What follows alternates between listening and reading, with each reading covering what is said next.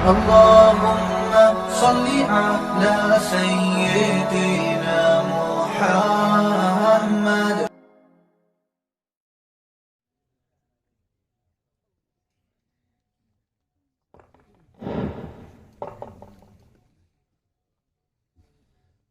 الحمد لله نحمده ونستعينه ونستغفره ونؤمن به ونتوكل عليه ونعوذ بالله من شرور أنفسنا ومن سيئات أعمالنا. من يهده الله فلا مضل له ومن يضلله فلا هادي له. ونشهد أن سيدنا سندنا مولانا محمدا عبده ورسوله. أما بعد فأعوذ بالله من الشيطان الرجيم. بسم الله الرحمن الرحيم. لقد من الله على المؤمنين إذ بعث فيهم رسولا من أنفسهم يتلو عليهم آياته ويزكيهم ويعلمهم الكتاب والحكمة وإن كانوا من قبل لفي ضلال مبين. محترم حضرات،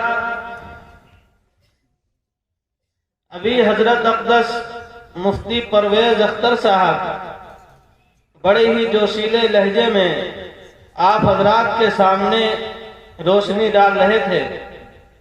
صرف 10 منٹ کے اندر ہم اپنی بات کو ختم کر کے اپنی جگہ لینا چاہتے ہیں، اس لیے کہ مہمان محترم ہیں اور یہ جو جلسہ سجایا گیا ہے خاص طور پر انہی کے لیے سجایا گیا ہے. وہی مقرر خصوصی ہیں حضرت مولانا سعد النجیب صاحب دامت برکاتہم. وہ آپ کے سامنے آئیں گے اور پھر اپنے مواعظ حسنہ سے آپ حضرات کو مستفیض فرمائیں گے. ہم نے جو آیت کریمہ تلاوت کی ہے اس کے اندر اللہ نے حضور اقدس صلی اللہ علیہ وسلم کے بعثت کے مقصد کو واضح کیا ہے کہ اللہ نے ہم کو دنیا کی ساری نعمتوں سے نواز دیا. اللہ نے ہم کو طرح طرح کی نعمتیں دی. ہمارے قدموں میں دنیا کی عظیم نعمتیں ڈال دی. اللہ نے ہمیں ماں باپ دیے. اللہ نے ہمیں پیڑ پودے دیے. اللہ نے ہمیں کھیتیاں دی، کھیتیوں کے اندر ہریالیاں دی. اللہ نے ہمیں 1,24,000 انبیاء کرام علیہم السلام دیے. لیکن کسی بھی نعمت پر اللہ نے احسان نہیں جتلایا. لیکن جب اللہ نے محمد رسول اللہ صلی اللہ علیہ وسلم کو ہمارے درمیان بھیجا تو اللہ نے احسان جتلایا. اللہ نے حضرت آدم علیہ السلام کو بھیجا، احسان نہیں جتلایا. حضرت نوح علیہ السلام کو بھیجا، احسان نہیں جتلایا. حضرت ابراہیم علیہ السلام کو بھیجا، احسان نہیں جتلایا. حضرت موسیٰ علیہ السلام کو بھیجا، احسان نہیں جتلایا. حضرت عیسیٰ علیہ السلام کو بھیجا، احسان نہیں جتلایا. ماں باپ دیے، احسان نہیں جتلایا. پیڑ دیے، پیڑ کے اندر کھٹے میٹھے پھل دیے، اللہ نے احسان نہیں جتلایا. اللہ نے بھائی بہن دیے، اللہ نے احسان نہیں جتلایا. اللہ نے دنیا کی ساری نعمتیں ہمارے قدموں میں ڈال دی لیکن کسی نعمت پر احسان نہیں جتلایا.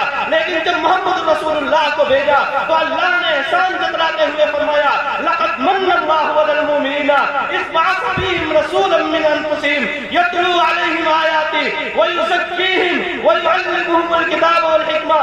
کہ اللہ نے مومنین پر احسان کیا ہے کہ ایک ایسا رسول بھیجا ہے جو رسول اس دنیا کے اندر آئے گا اور انسان کو انسان بنا دے گا، انسان کو گمراہیوں سے نکالے گا، ہدایت کے راستے پر لے کر کے آئے گا، انسان کو کتاب و حکمت کی باتیں سکھلائے گا.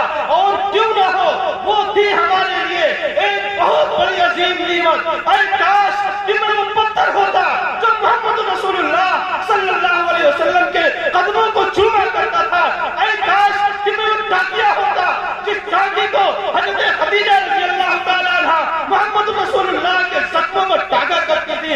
اے کاش کہ میں محمد رسول اللہ کا چہرہ دیکھ کر کے اپنے اس چہرے کو جہنم کی آگ سے بچا لیا ہوتا. کتنے خوش نصیب تھے وہ لوگ جنہوں نے محمد رسول اللہ کے رخ زیبا کو دیکھا تو حضرت ابوبکر صدیق بن گئے.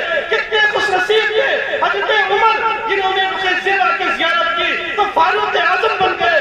کتنے خوش نصیب تھے حضرت عثمان غنی کہ وہ ذوالنورین بن گئے. کتنے خوش نصیب تھے حضرت علی کہ وہ عدالت کے شجاعت کے پیکر بن گئے. کتنے خوش نصیب تھے وہ تو وہ تھے محمد رسول اللہ صلی اللہ علیہ وسلم کہ جب چلتے تھے تو حضرت جبرائیل محمد رسول اللہ کے سواری کی مہار سنبھال لیتے تھے، وہ تھے کہ جب ہنستے تھے تو آسمان مسکرانے لگتا تھا، وہ تھے جب محمد رسول اللہ کے پیشانی پر شگن آ جاتا تھا تو حضرت عمر فاروق اپنے تلوار لے کر کے کھڑے ہو جاتے تھے، وہ تھے کہ جب ان کے دل کے اندر کھٹک پیدا ہوتی تھی تو کائنات تبدیل ہو جایا کرتی تھی، وہ تھے کہ محمد رسول اللہ صلی اللہ علیہ وسلم کے رخ زیبا کو دیکھ کر کے شراب سے توبہ کر لیا کرتا تھا، وہ تھے کہ مشرکین توحید کی علم بردار ہو جایا کرتے تھے۔ محمد رسول اللہ کی ذات اقدس کا آپ اس سے بھی اندازہ لگا سکتے ہیں کہ آپ کے ایک ادنی اشارے پر شاید نے فخر سمجھا کہ میں دو ٹکڑے ہو جاؤں، یہ محمد رسول اللہ صلی اللہ علیہ وسلم کی عظمت ہے، اور میں تو محمد رسول اللہ صلی اللہ علیہ وسلم کا ایک ادنا سا غلام ہوں، اور میں فخر محسوس کرتا ہوں کہ اللہ نے مجھے رسول اللہ کے امت میں پیدا کیا کہ جس کی بعثت پر اللہ نے احسان جتلایا ہے۔ دوستو قرآن پڑھو، قرآن کے اندر ایک آیت اتری ہے انک لعلی خلق عظیم، کہ بے شک اللہ کے رسول اخلاق کے بلند مرتبے پر فائز ہیں۔ لوگوں نے جا کر کے حضرت عائشہ صدیقہ رضی اللہ تعالیٰ عنہ سے سوال کیا کہ آپ کے اخلاق کیا تھے؟ تو حضرت عائشہ صدیقہ رضی اللہ تعالیٰ عنہ نے فرمایا کان خلقہ القرآن، قرآن پڑھتے جاؤ اسرار و رموز کھلتے چلے جائیں گے، قرآن پڑھتے جاؤ نبی کی سیرت سامنے آتی چلی جائے گی، قرآن پڑھتے جاؤ نبی کی صورت سامنے آتی چلی جائے گی، قرآن پڑھتے جاؤ نبی کی زندگی کے حقائق کھلتے چلے جائیں گے، قرآن پڑھتے جاؤ نبی کے اخلاق سے آپ وابستہ ہوتے چلے جائیں گے، قرآن پڑھتے جاؤ نبی کا کردار تمہارے سامنے آتا چلا جائے گا۔ آپ قرآن پڑھیے والتین والزیتون وطور سینین وہذا البلد الامین لقد خلقنا الانسان فی احسن تقویم، یعنی نبی نے جس مقدس شہر میں اپنا قدم رکھا، نبی نے اس مقدس شہر کا نام قرآن کے اندر زندہ کر دیا اور فرمایا وہذا البلد الامین، یہ مقدس شہر ہے، لا اقسم بہذا البلد، نبی نے نبی کے چہرے کا تذکرہ کیا تو قرآن نے والضحیٰ کہہ دیا، نبی کے زلفوں کا تذکرہ کیا تو قرآن نے واللیل کہہ دیا، نبی کے اخلاق کا تذکرہ کیا تو قرآن نے انک لعلی خلق عظیم کہہ دیا، قرآن نے نبی کی عظمت کا تذکرہ کیا تو انا ارسلناک شاہدا ومبشرا ونذیرا کہہ دیا، وداعیا الی اللہ باذنہ وسراجا منیرا کہہ دیا، نبی کے احترام کا ذکر کیا تو قرآن نے یا ایھا الذین آمنوا لا ترفعوا اصواتکم فوق صوت النبی سے خطاب کیا۔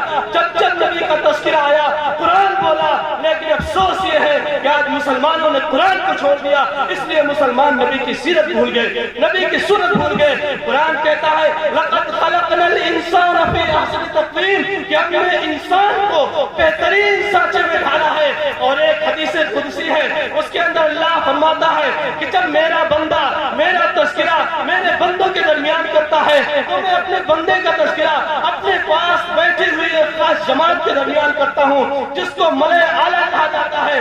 تو معلوم ہوا یہ انسان صورت کے اعتبار سے سب سے زیادہ خوبصورت ہے اور ملے اعلیٰ سیرت کے اعتبار سے سب سے زیادہ اعلیٰ ہے، لیکن میرا نبی صورت کے اعتبار سے انسانوں میں سب سے زیادہ اعلیٰ اور سیرت کے اعتبار سے ملے اعلیٰ میں سب سے زیادہ اعلیٰ۔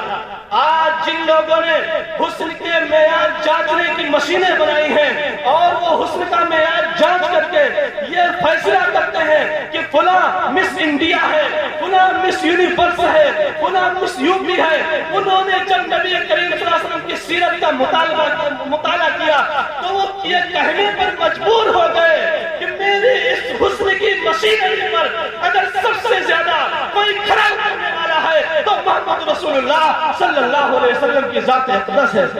ہمیں پھر دعوت دین الہی عام کرنا ہے، جہاں کل میں پھر سے دبدبے اسلام کرنا ہے، جس کام کے لیے آئے وہ کام نہ بگڑے، سر جائے تو جائے مگر اسلام نہ بگڑے۔